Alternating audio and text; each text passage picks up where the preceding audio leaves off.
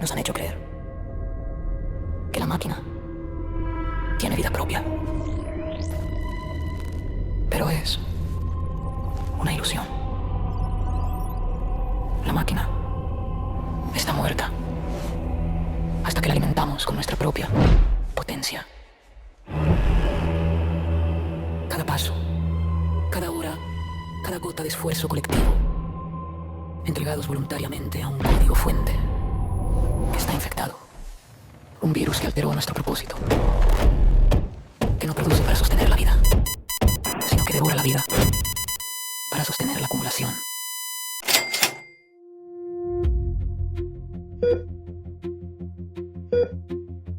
Imagina una sala de urgencias de una EPS cualquiera, un martes a las 3 de la mañana. Hay una mujer sentada en una silla de plástico rígido. Lleva 7 horas esperando. Su respiración es superficial.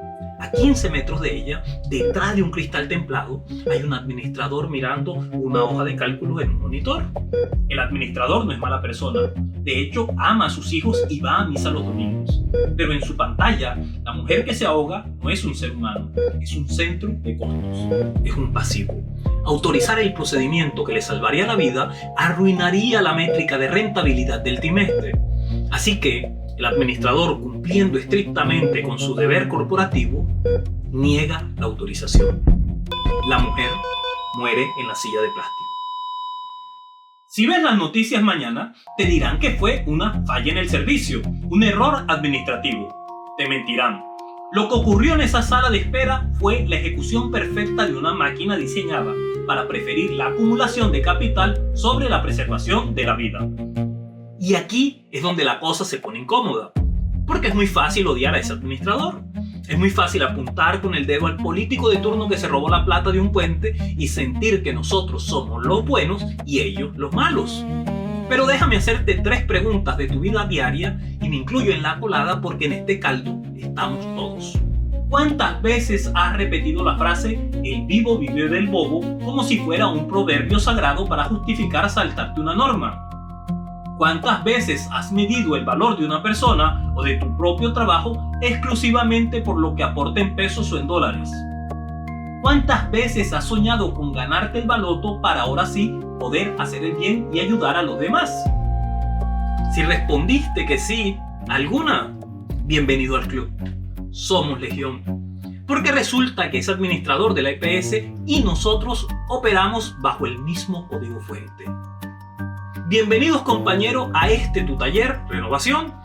Mi nombre es José Manuel de la Osa y hoy vamos a hacerle la autopsia a la palabra más hipócrita de la política moderna, la corrupción. Hoy vamos a entender que la corrupción no es un virus externo que infectó un sistema sano, es el mismo diseño del sistema.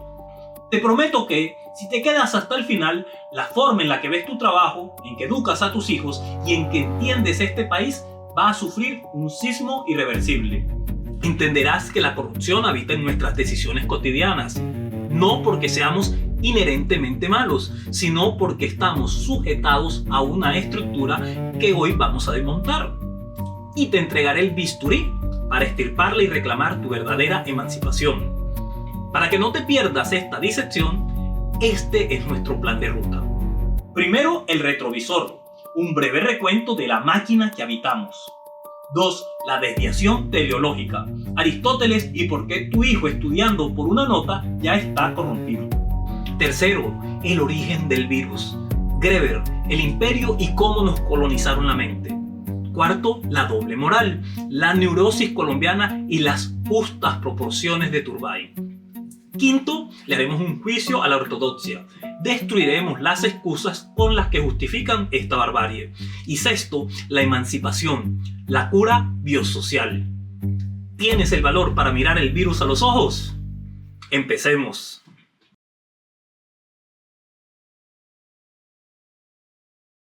Hay un fantasma en la máquina. Un error de diseño tan perfecto y tan invisible que te hace defender con uñas y dientes la misma rueda de hámster que te está matando. Con todas las herramientas conceptuales que ya hemos forjado en los anaqueles de este taller, en nuestro último encuentro llegamos a una conclusión brutal. El sistema no es un ente abstracto allá lejos en el Congreso. comprobamos que es una maquinaria metabólica, un vehículo autómata que se maneja solo y que respira a través de nosotros. Vimos que no hay un afuera de la máquina, porque la máquina moldeó nuestro lenguaje, nuestros deseos y nuestra forma de relacionarnos. Nos dimos cuenta de que ese vehículo utiliza un combustible muy específico, nuestra sangre, nuestra potencia. Toma nuestra energía vital, nuestro tiempo irrecuperable en los trampones, en los cubículos, en la ansiedad de llegar a fin de mes y lo tritura para devolvernos protestas, jerarquías vacías, números en una pantalla, soledad y aislamiento. Pero quedó una pregunta flotando en el aire denso del taller. Si sabemos que esta máquina nos consume, ¿por qué nuestro vehículo siempre tose y se ahoga cuando intentamos girar el volante hacia el cuidado mutuo, hacia lo colectivo? La respuesta está incrustada en el mismo diseño del motor. Hay un principio de funcionamiento que hemos naturalizado, una lógica tan profunda que la aplicamos sin pensar. Para entenderla tenemos que viajar a la Grecia antigua y traer a la mesa a Aristóteles. Y no te asustes, no te vamos a dar una clase aburrida de filosofía académica. Vamos a usar a Aristóteles para explicar por qué odias los lunes.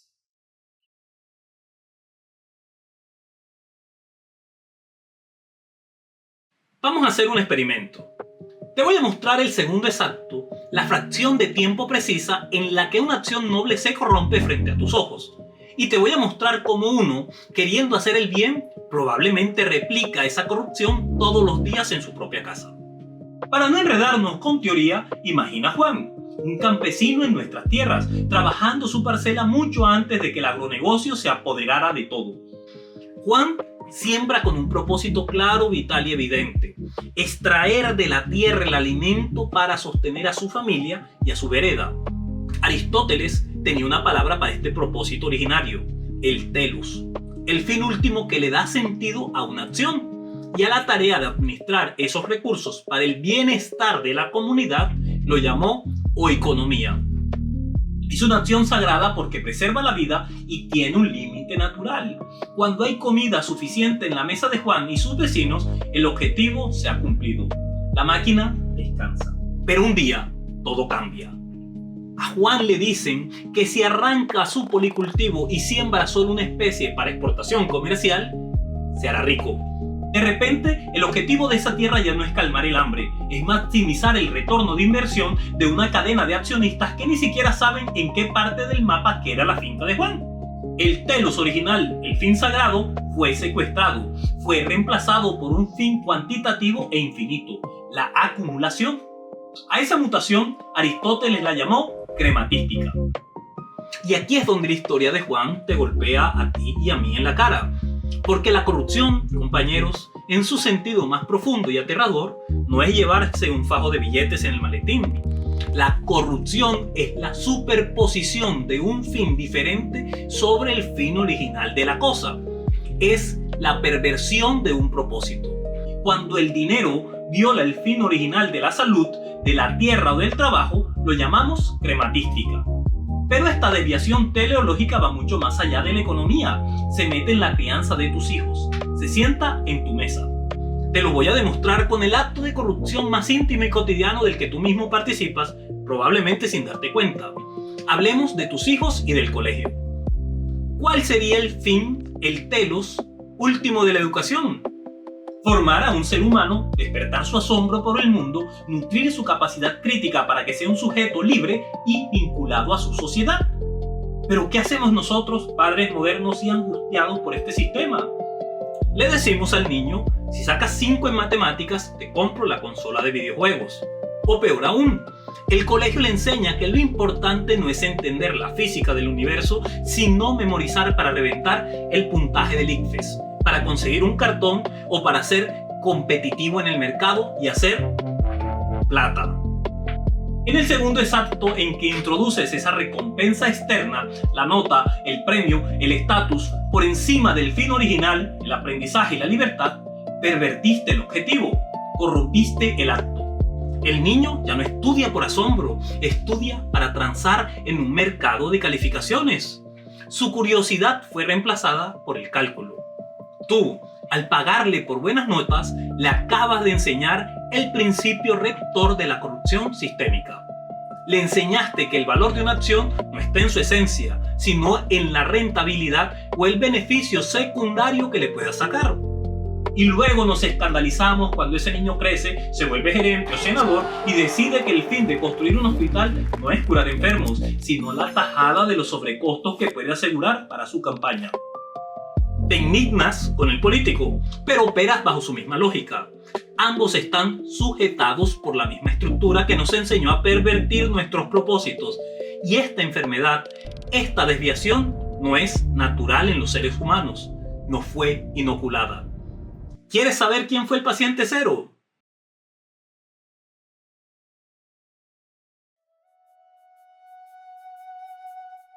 Todo virus tiene un paciente cero. Un momento exacto en la historia en la que la sangre se infecta por primera vez. Nos han hecho creer que nacimos enfermos, que la codicia viene preinstalada en nuestro ADN. Si crees que el ser humano siempre ha sido este átomo egoísta, calculador y corrupto que vemos hoy en la calle, te han mentido en la clase de historia. Nos han vendido el cuento de que nacimos para competir y aplastarnos. Pero como documenta magistralmente el antropólogo David Graeber, la humanidad experimentó durante milenios con estructuras horizontales de apoyo mutuo. Piensa en las sociedades precoloniales de nuestro propio territorio o incluso en la tradición campesina de la mano vuelta o la minga. En esas lógicas, si yo te ayudaba a levantar tu casa o a recoger tu cosecha, nadie sacaba una calculadora. Tú y yo creábamos un vínculo ético, éramos comunidad. La deuda no era un número frío, era gratitud. Era la promesa de estar ahí para el otro cuando lo necesitara. Era tejido social vivo. Pero entonces llega el Imperio Europeo a nuestras costas y traen consigo un virus muy antiguo, la invención de la moneda universal que reemplazó los vínculos por los números. No fue un progreso económico natural de gente queriendo hacer trueque más rápido. Fue, desde las civilizaciones más antiguas, un acto de violencia de Estado. Los imperios necesitaban financiar ejércitos para conquistar más tierras. ¿Y cómo obligas a una comunidad autosuficiente a alimentar a tus soldados? Le cobras un impuesto que solo se puede pagar con la moneda que tú mismo emites. De repente el campesino se ve obligado a dejar de sembrar para su comunidad y tiene que ir a vender su fuerza de trabajo para conseguir esa moneda y no ir a prisión. Ahí ocurre la fractura. El imperio agarró esta relación hermosa y cualitativa del apoyo mutuo y la convirtió en una resta impersonal. Graeber lo define perfecto. La deuda financiera es una promesa corrompida por las matemáticas y la violencia. Ahora me debes 50 monedas. Si no me las pagas, te quito tus tierras. Esa, compañeros, fue la primera gran desviación teleológica a escala global. Nos impusieron por la fuerza un software colonial, una ideología que dicta que todo, la tierra, tu tiempo, tu sangre, es una mercancía con precio. Y cuando todo se vuelve una mercancía, surge una enfermedad del alma que Karl Marx diagnosticó con una brillantez que todavía asusta: la alienación. Imagina a un artesano o un campesino que siembra o construye algo de principio a fin. Hay un pedazo de su espíritu en esa silla, en ese plato de comida. Sabe para qué sirve y quién lo va a disfrutar. Su telos está intacto. Pero cuando te ves obligado a vender tu tiempo a una fábrica o a una corporación corporativa solo para poder pagar el arriendo y no morir de hambre, te desconectas. Te vuelves ajeno al producto de tus manos. Aprietas tuercas 10 horas al día para hacer un carro que jamás vas a poder comprar o llenas bases de datos para un producto que ni siquiera entiendes. Ya no trabajas para realizar tu potencial humano. Te conviertes en un simple engranaje, en un esclavo asalariado. Hoy, este virus ha mutado hacia formas verdaderamente absurdas. Graeber las llamó sin tapujos los trabajos de mierda. Quiero que te preguntes esto con total honestidad. ¿Cuántos de ustedes que me escuchan ahora mismo en un bus o en su casa tienen trabajos que saben, en el fondo de su alma, que si desaparecieran mañana, al mundo no le pasaría absolutamente nada? Abogados corporativos buscando vacíos legales para evadir impuestos, consultores vendiendo humo en presentaciones de PowerPoint, analistas de cumplimiento llenando interminables hojas de Excel para justificar la existencia de burocracias que solo sirven para que los accionistas acumulen más. Movilizar a millones de mentes brillantes, de seres humanos llenos de energía y talento, no para curar enfermedades, no para educar niños, no para crear arte, sino para sostener una maquinaria infinita de papeleo y extracción de rentas. Eso, amigos míos, es corrupción sistémica en su máxima expresión. Es el despilfarro más doloroso de la vida humana. Y lo peor de todo es que lo naturalizamos. El sistema colonizó nuestra mente por completo. Nos formatearon biopolíticamente para creer que ya no somos seres humanos, sino empresas de nosotros mismos. Nos convencieron de que tu currículum no es tu historia, sino tu folleto de ventas.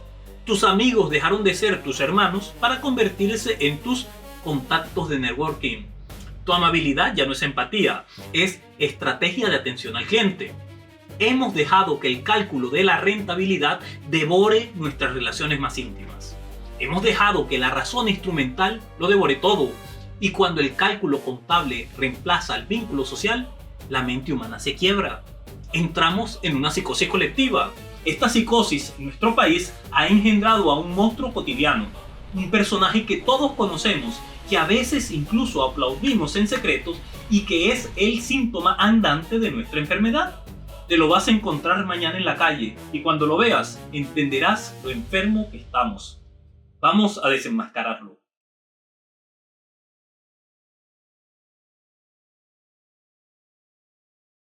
¿Qué pasaría si te dijera que la élite que nos gobierna confesó su crimen en televisión nacional hace décadas, a plena luz del día, y nosotros, en lugar de reaccionar, lo convertimos en un chiste? Bajemos toda esta historia y esta filosofía a la avenida Caracas, a las calles de nuestro barrio, a tu día a día. En 1978, el entonces candidato presidencial Julio César Turbay Ayala dijo una frase que quedó tatuada en el inconsciente nacional. Tenemos que reducir la corrupción a sus justas proporciones. La élite intelectual se rasgó las vestiduras. Lo llamaron cínico, bruto, descarado. Pero Turbay, desde la frialdad del administrador del sistema, estaba diciendo una verdad ontológica aterradora. Estaba reconociendo públicamente que el Estado colombiano, un Estado liberal, no es una estructura diseñada para el bienestar común. Es una estructura diseñada para el clientelismo, para repartir el botín de lo público entre unos pocos y mantener el control social. Eliminar la corrupción por completo colapsaría su maquinaria. Si paras el torrente de contratos amañados, de favores y de coimas, se caen los congresistas, se caen las alcaldías, se cae la economía regional sostenida por caciques. Turbay sabía algo que nosotros apenas estamos entendiendo. El vehículo del Estado liberal funciona gracias a la corrupción, no a pesar de ella. Y esta realidad estructural genera una neurosis profunda en ti y en mí. Piensa en esta esquizofrenia. Vivimos en un país con la Constitución del 91, una de las cartas más bellas y garantistas del mundo que nos exige ética, solidaridad y pulcritud ciudadana. Pero, por el otro lado, habitamos una materialidad económica implacable que te susurra al oído todos los días. Si no te saltas la fila, no comes. Si no tienes un amigo en la alcaldía, tu empresa quiebra y echas a tus empleados. Si no le pasas un billete al del tránsito, te inmovilizan el carro que usas para darle de comer a tus hijos. Te exigen ser un ángel republicano en el discurso, pero te obligan a ser un depredador jovesiano en la práctica para poder llegar a fin de mes. Esta doble moral paralizante es el útero donde nace la figura más trágica de nuestra cultura, el vivo. Ese personaje que celebra saltarse la norma, el que dice con orgullo, papaya puesta, papaya partida.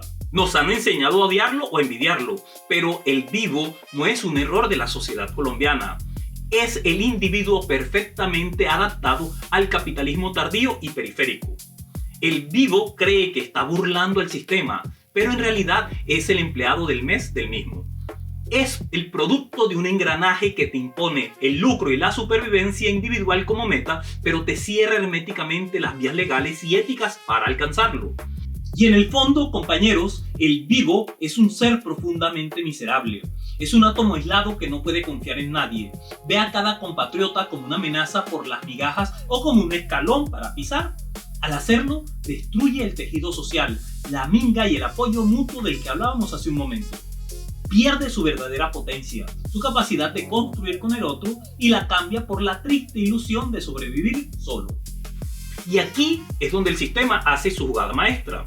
Al ver que nos empezamos a dar cuenta de este infierno, de que la rueda de hámster nos está matando, La estructura despliega a sus intelectuales de cabecera, despliega sus defensas hegemónicas en las universidades y en los noticieros para justificarnos por qué las cosas tienen que ser así. Prepárate, porque vamos a llevar a la ortodoxia económica y filosófica al banquillo de los acusados.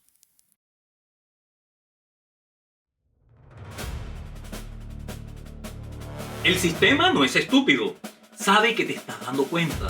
Y cuando te acercas demasiado a la verdad, cuando empiezas a ver los hilos de la marioneta, activa su escudo de máxima seguridad: los expertos. Si te atreves a exponer todo lo que hemos hablado hoy en los pasillos de una universidad de economía tradicional o en un foro de gremios empresariales, te van a caer encima. Te van a atacar con un arsenal de falacias académicas elegantísimas diseñadas por siglos para proteger los privilegios de quienes se benefician de esta máquina de extracción. Pero aquí no le tenemos miedo a los diplomas. Vamos a sentar a la ortodoxia en el banquillo de los acusados y vamos a desarmar sus defensas una por una. Vendrán los discípulos de Adam Smith y Milton Friedman con sus corbatas de seda a decirte: José, te equivocas de cabo a rabo. El interés propio y el afán de lucro no corrompen, son el motor del progreso. Hay una mano invisible que asegura que si yo busco enriquecerme de forma egoísta, como por arte de magia termino generando bienestar para todos. Objeción, señoría. Esta es la mentira fundacional de nuestro tiempo. Nos ocultan deliberadamente la sangre.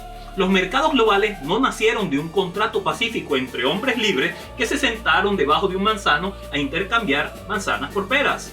Nacieron del despojo de tierras comunales, de la esclavitud y de la imposición violenta de deudas.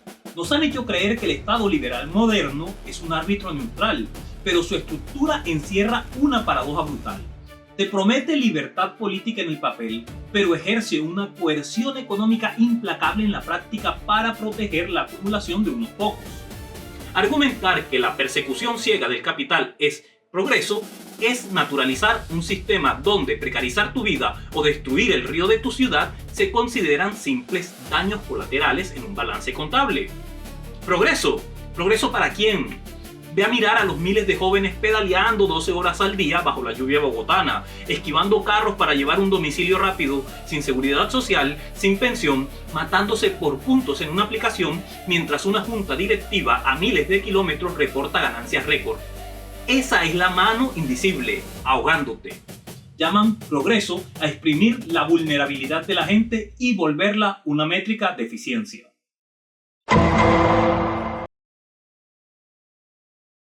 Aparecerán pensadores como Bentham o Stuart Mill susurrándote al oído: el fin justifica los medios. Lo importante es lograr la mayor felicidad para el mayor número de personas. Si el agronegocio envenena un poco la tierra, pero logra exportar toneladas de alimento, la ecuación es ética. Suena lógico, ¿verdad? Suena hasta responsable.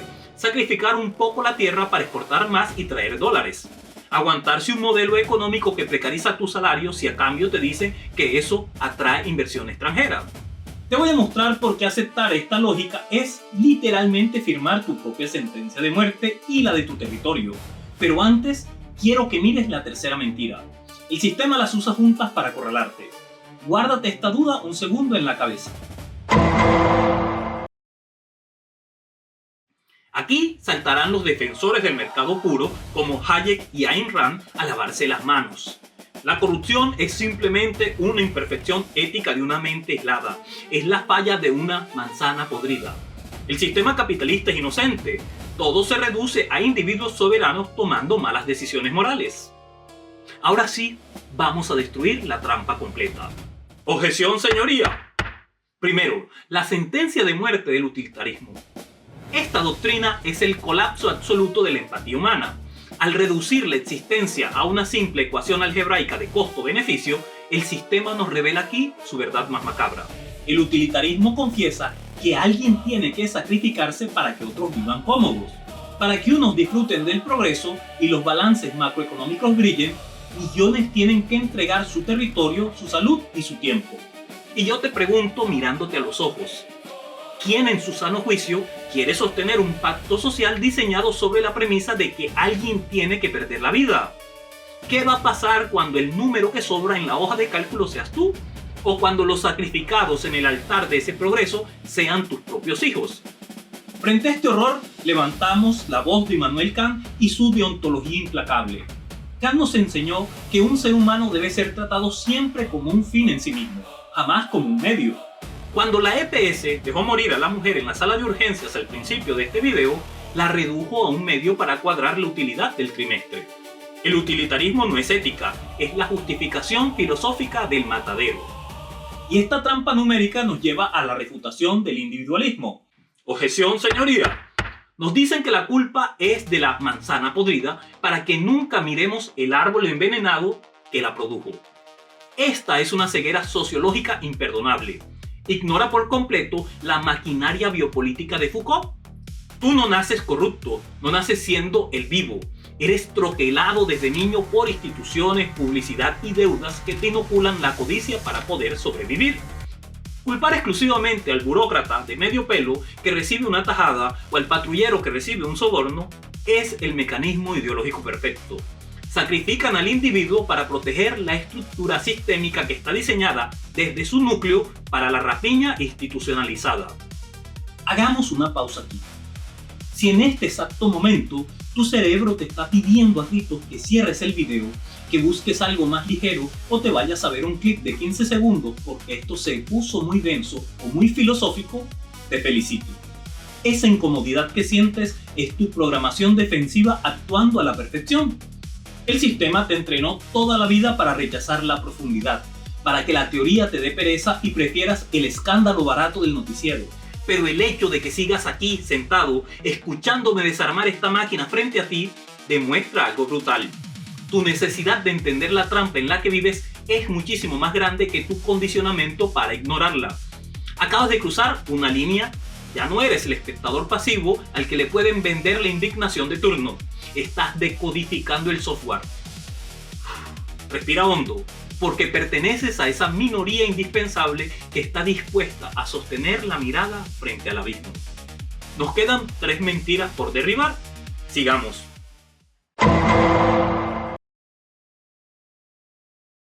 Llegará el cínico intelectual desde las facultades de filosofía a decirte: relájate, no te tomes tan a pecho eso de los fines naturales de Aristóteles. No hay verdades objetivas, todo es un constructo cultural. Si hoy el campo es para lucrar y no para alimentar, es solo un juego del lenguaje válido como cualquier otro.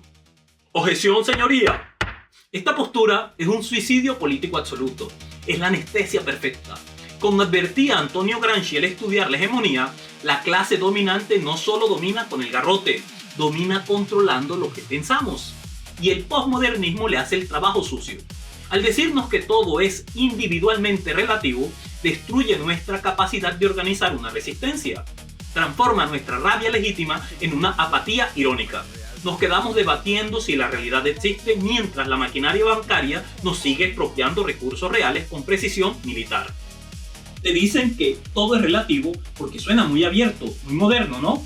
Pero fíjate qué pasa mientras tú estás en redes sociales debatiendo interminablemente si algo es de izquierda o derecha, ofendiéndote por colores políticos o símbolos vacíos.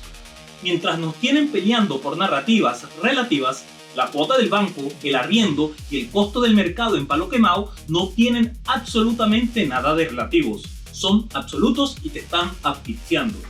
El relativismo individual es la anestesia perfecta para que te quedes discutiendo en internet mientras ellos te siguen sacando la plata del bolsillo con total precisión matemática.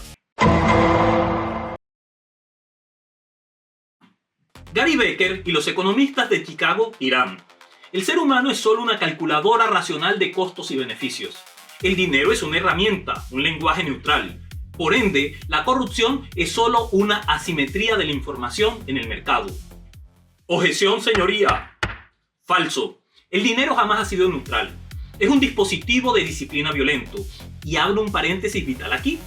La mentira de la neutralidad del dinero es tan profunda y tan perversa que vamos a dedicarle un episodio entero de Renovación exclusivamente a esto.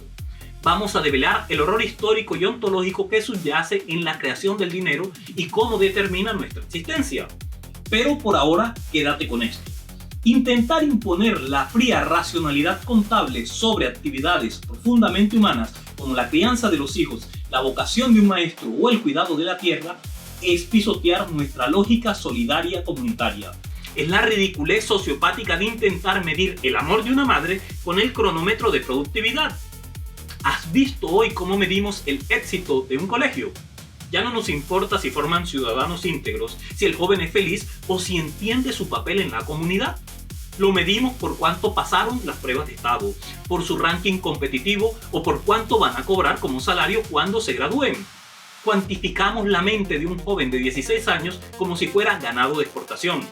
Intentan medir la calidad de un ser humano con la misma calculadora fría con la que te cobran los peajes. Y finalmente, el golpe de los pesimistas. Cuando les destruyes todos los argumentos, sacan su estocada final. El hombre es un lobo para el hombre, acéptalo. Somos egoístas y violentos por naturaleza biológica. La corrupción es nuestro estado natural. Lo único que puede hacer el Estado es contener nuestra maldad con el monopolio de la fuerza. Objeción, señoría. A esta mentira le respondemos con la biología y el existencialismo. El ser humano es biológicamente neoténico. Nacemos inmaduros, desprotegidos y frágiles. Nuestro cerebro literalmente no se desarrolla sin el útero social, sin la mirada empática del otro, sin el abrazo prolongado de una comunidad que nos sostiene. Somos intrínsecamente dependientes y cooperativos. El egoísmo extremo del vivo no es nuestra naturaleza. Es una patología impuesta, una alienación forzada sobre nuestro instinto solidario y ancestral. Te hacen creer que tu vecino, que se coló en Transmilenio, o el que te cerró agresivamente en el semáforo, lo hace porque tiene un es malo. Mentira, lo hace porque el sistema lo mantiene en perpetuo modo de supervivencia. Nadie nace siendo un depredador, pero si nos encierran en un coliseo romano, donde la regla es pisar al otro para no morir de hambre, terminaremos muriendo. No somos lobos por naturaleza, nos han enjaulado, nos han llenado de deudas y nos han negado la manada. Como diría Jean-Paul Sartre en un grito absoluto de libertad humana. No importa tanto lo que han hecho de nosotros, sino lo que nosotros hacemos con lo que han hecho de nosotros. Ahí lo tienes, 6 mentiras de élite para mantenerte obediente, 6 pilares de barro sosteniendo una arquitectura de dolor. Pero piénsalo por un segundo. Si esta prisión en la que vivimos está sostenida por pilares de barro, ¿qué pasa si los empujamos todos al mismo tiempo? Ahora que conocemos el truco del mago, la ilusión pierde su poder sobre nosotros. Ya tenemos el diagnóstico de la enfermedad, pero no te voy a dejar ir de este taller sin entregarte el antídoto. Prepárate, porque lo que te voy a pedir que hagas a partir de mañana, la acción que voy a proponer ahora mismo, tiene el poder de hacer colapsar esta máquina desde adentro. Hablemos por fin de la cura.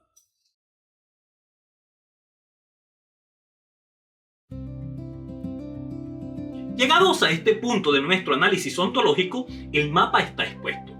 Sabemos que el sistema capitalista periférico que nos domina no es una ley inamovible de la física. Es un edificio ideológico fundado en la corrupción originaria del telos humano.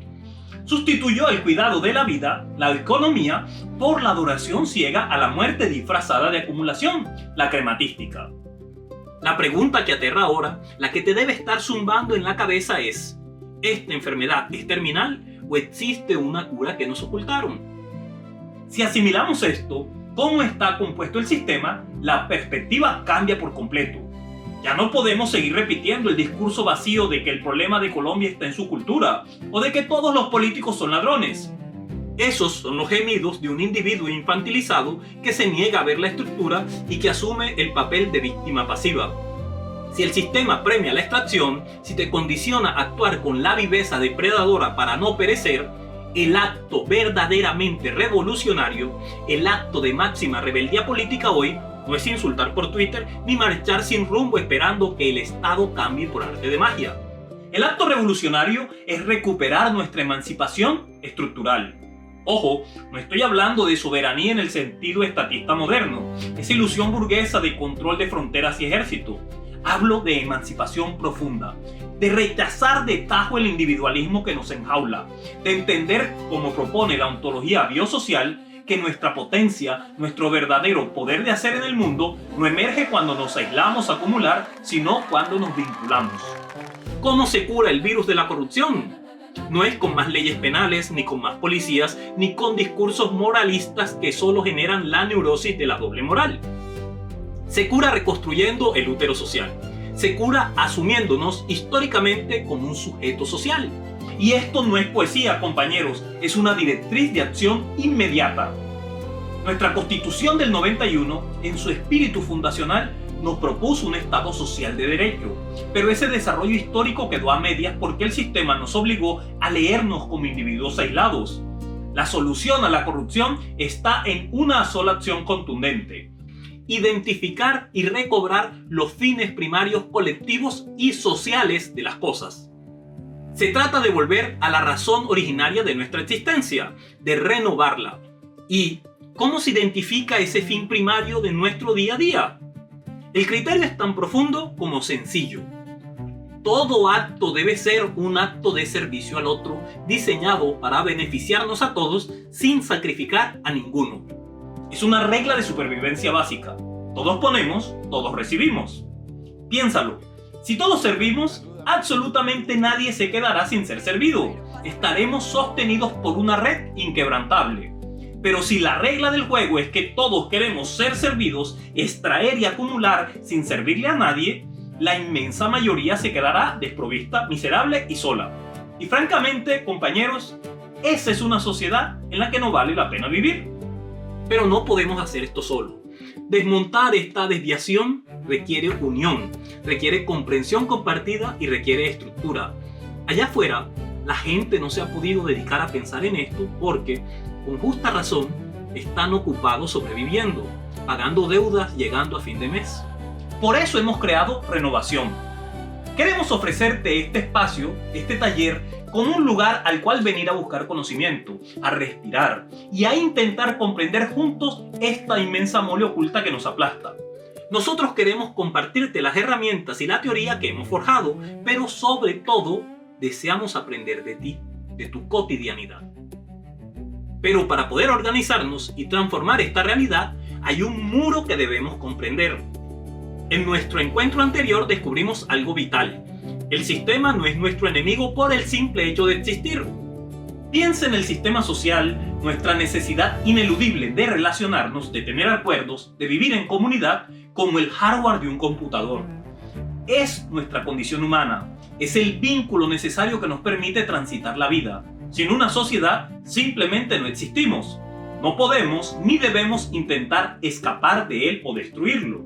El problema no es el hardware, el problema es el código que lo dirige.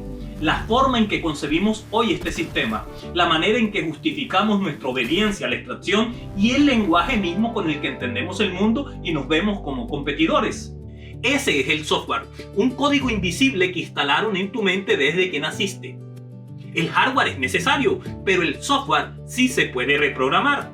Para poder reescribir las reglas del juego y poner las manos en el volante, primero tenemos que descubrir en qué idioma estamos programados.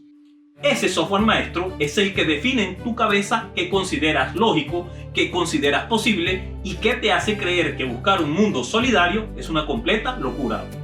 En nuestro próximo encuentro vamos a enfrentar al jefe final de esta matriz conceptual. Vamos a diseccionar el código con el que nos dominan. Vamos a hablar de la ideología, el software invisible del caos. Te dejo con esta tarea crítica para los próximos días.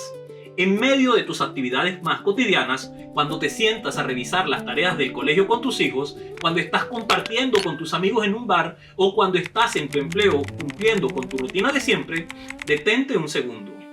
Siente la estructura a tu alrededor y pregúntate con total honestidad: ¿cuál es la verdadera razón de ser de esto que estoy haciendo? ¿Es una acción genuina que nos conecta y le sirve a la vida? ¿O es solo una tarea vacía diseñada únicamente para sostener el origen corrupto de este sistema? Yo soy José Manuel de la Osa y recuerda con absoluta convicción: tú no eres tú eres nosotros. Y nosotros somos la única cura capaz de erradicar este virus desde su raíz. Nos vemos en el taller.